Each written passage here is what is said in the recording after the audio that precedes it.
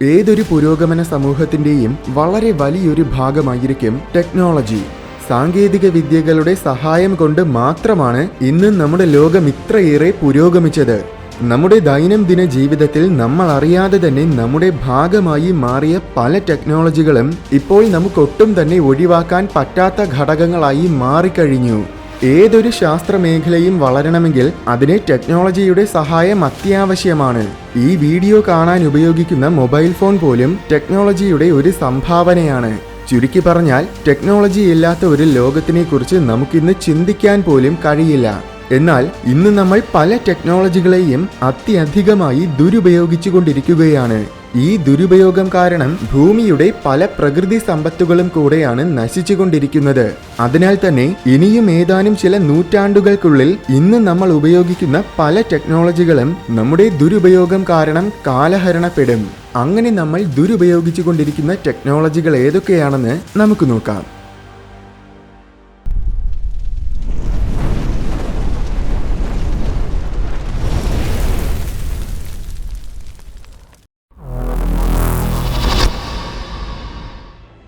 ഇന്ന് നമ്മുടെ ലോകത്തിൽ ഫോസിൽ ഫ്യൂൽസിന്റെ പ്രാധാന്യം എത്രമാത്രമാണെന്ന് ഞാൻ പ്രത്യേകിച്ചു പറയേണ്ട കാര്യമില്ല. ബൈക്കുകൾ, കാറുകൾ, ട്രെയിനുകൾ, കപ്പലുകൾ, വിമാനങ്ങൾ, അങ്ങനെ എല്ലാത്തരം ട്രാൻസ്പോർട്ടേഷൻ സംവിധാനങ്ങളും പ്രവർത്തിക്കുന്നത് ഫോസിൽ ഫ്യൂൽസ് ഉപയോഗിച്ചിട്ടാണ്. അതുമാത്രമല്ല, ഫോസിൽ ഫ്യൂൽസിന്റെ ഉപോൽപ്പന്നങ്ങളിൽ നിന്നുമാണ് രാസപദാർത്ഥങ്ങൾ, മെഴുകുകൾ, പ്ലാസ്റ്റിക്കുകൾ, മരുന്നുകൾ, കീടനാശിനികൾ, അങ്ങനെ ഒരുപാട് ഉൽപ്പന്നങ്ങൾ ഉണ്ടാക്കുന്നത്. പല കോടിക്കണക്കിന് വർഷങ്ങൾക്ക് മുന്നേ ഭൂമിക്കടിയിൽ പോയ സസ്യജാലങ്ങളുടെയും ജീവജാലങ്ങളുടെയും ഒക്കെ അവശേഷിപ്പുകളാണ് ഭൂമിയുടെ ഉൾഭാഗത്തിലുള്ള കഠിനമായ സമ്മർദ്ദവും താപനിലയും കാരണം ഫോസിൽ ഫ്യൂൽസ് ആയിട്ട് മാറുന്നത്. ഇത്രയേറെ കാലമെടുക്കുന്നതിനാൽ തന്നെ ഉപയോഗിക്കുന്നതിനനുസരിച്ച് ഇവയെ നമുക്ക് കൂടുതൽ നിർമ്മിക്കാൻ കഴിയില്ല. എന്നാൽ ഓരോ വർഷവും ഫോസിൽ ഫ്യൂൽസിന്റെ ഉപയോഗം വർദ്ധിക്കുന്നതല്ലാതെ ഒരിക്കലും കുറയുന്നില്ല. ഇതേ രീതിയിൽ പോവുകയാണെങ്കിൽ millennium alliance for humanity and the biosphere എന്ന സംഘടനയുടെ കണക്കനുസരിച്ച് 2052 തന്നെ ലോകത്തിലുള്ള സകല എണ്ണ നിക്ഷേപങ്ങളും തീർന്നിട്ടുണ്ടാകും. അതിനുശേഷം പിന്നെ ഖനനം ചെയ്യാൻ എണ്ണ ഉണ്ടായിരിക്കില്ല. അതുപോലെ 2060 പ്രകൃതിവാതകങ്ങളും 2090 കൽക്കരി സ്രോതസ്സുകളും തീർന്നിട്ടുണ്ടാകും.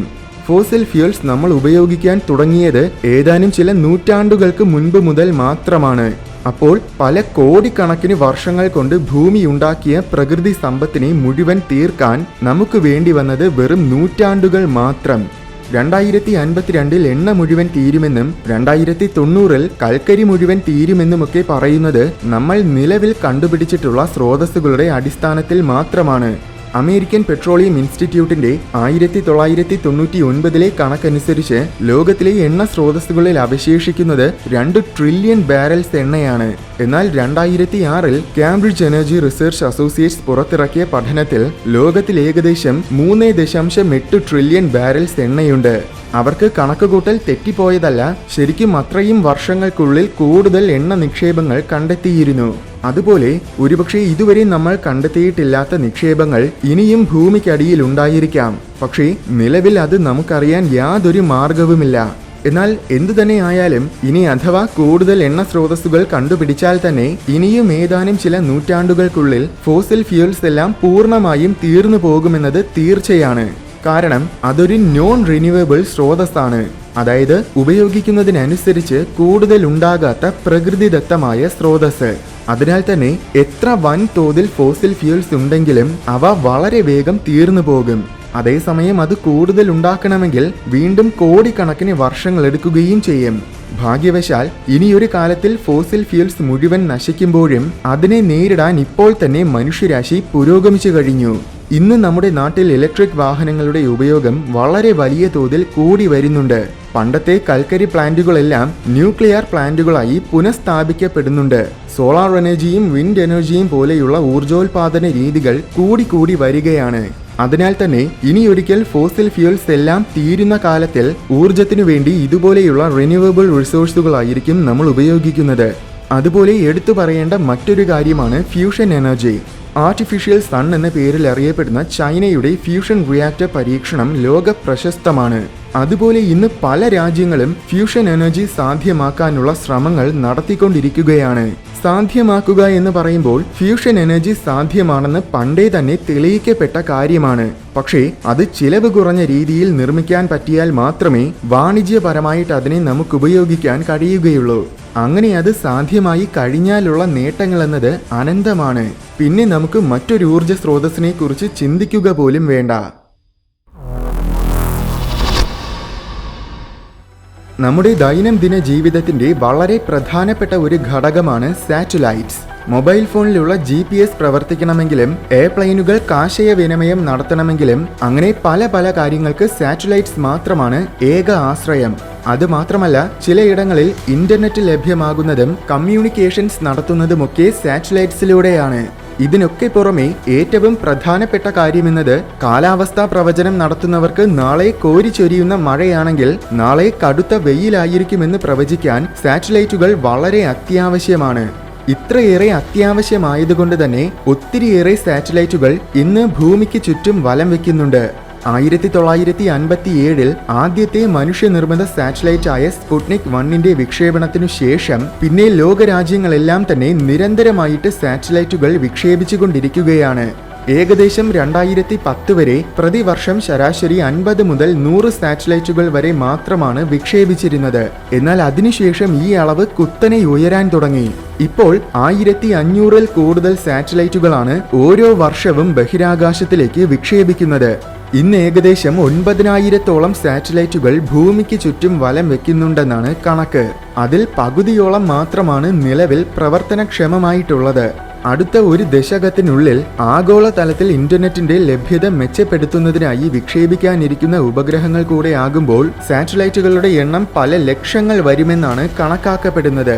ഇതിനു പുറമെ മനുഷ്യനിർമ്മിതമായ കോടിക്കണക്കിന് മാലിന്യങ്ങളാണ് ബഹിരാകാശത്ത് ഭൂമിയെ ചുറ്റിക്കൊണ്ടിരിക്കുന്നത്.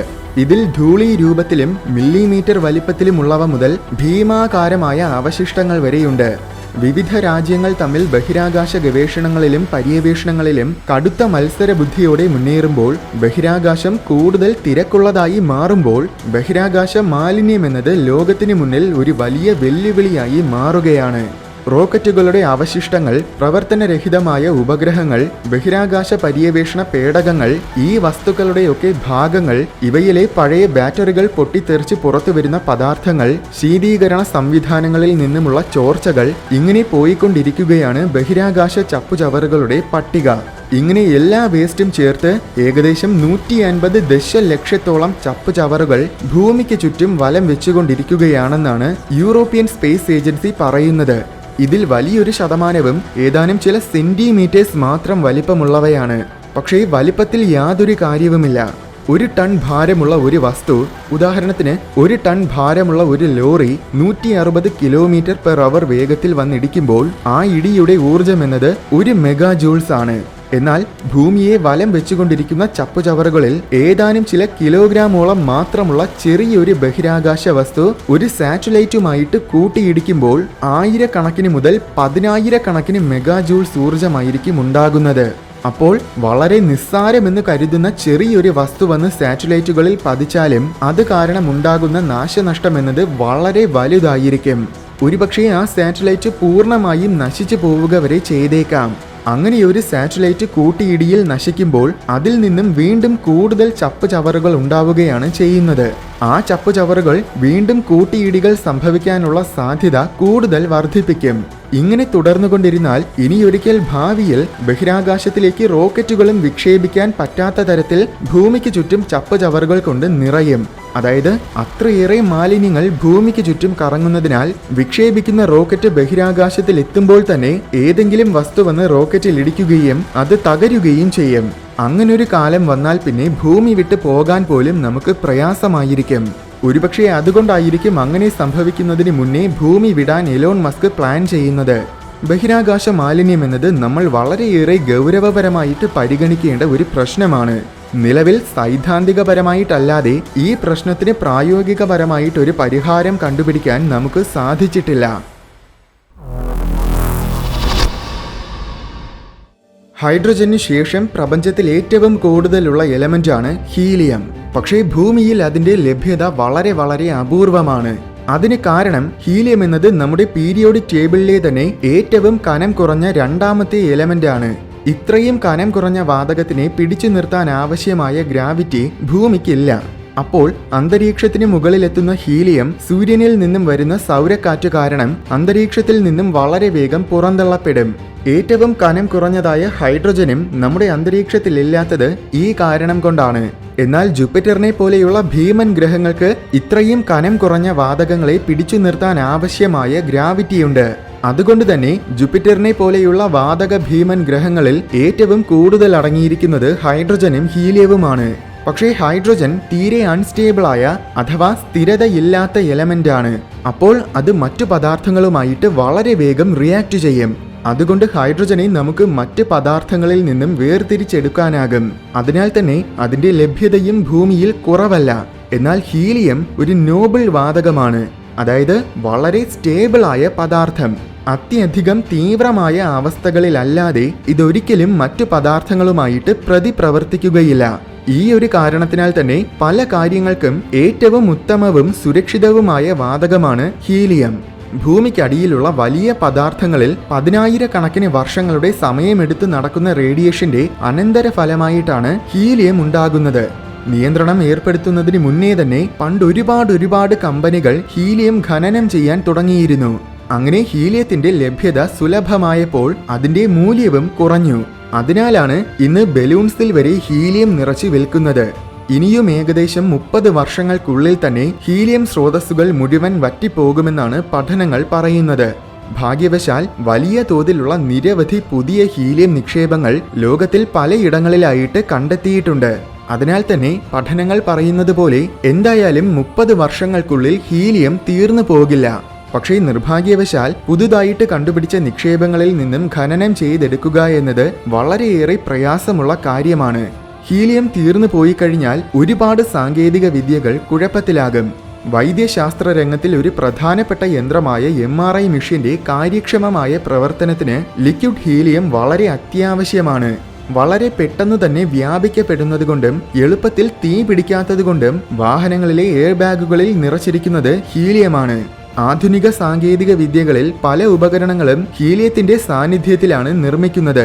ശ്വാസകോശ സംബന്ധമായ ചില ആരോഗ്യ പ്രശ്നങ്ങൾക്കും ഹീലിയം ഉപയോഗിക്കാറുണ്ട്. അതിനാൽ തന്നെ ബലൂൺസിലൊക്കെ ഹീലിയം കുത്തി നിറയ്ക്കുന്നത് പോലെ അനാവശ്യമായിട്ട് ഹീലിയത്തിനെ ഉപയോഗിക്കാതെ ആവശ്യത്തിനു മാത്രം ഉപയോഗിച്ചില്ല എങ്കിൽ ആവശ്യ സമയത്ത് ഹീലിയത്തിനു വേണ്ടി നെട്ടോട്ടം ഓടേണ്ടി വരും. അത്ര തന്നെ.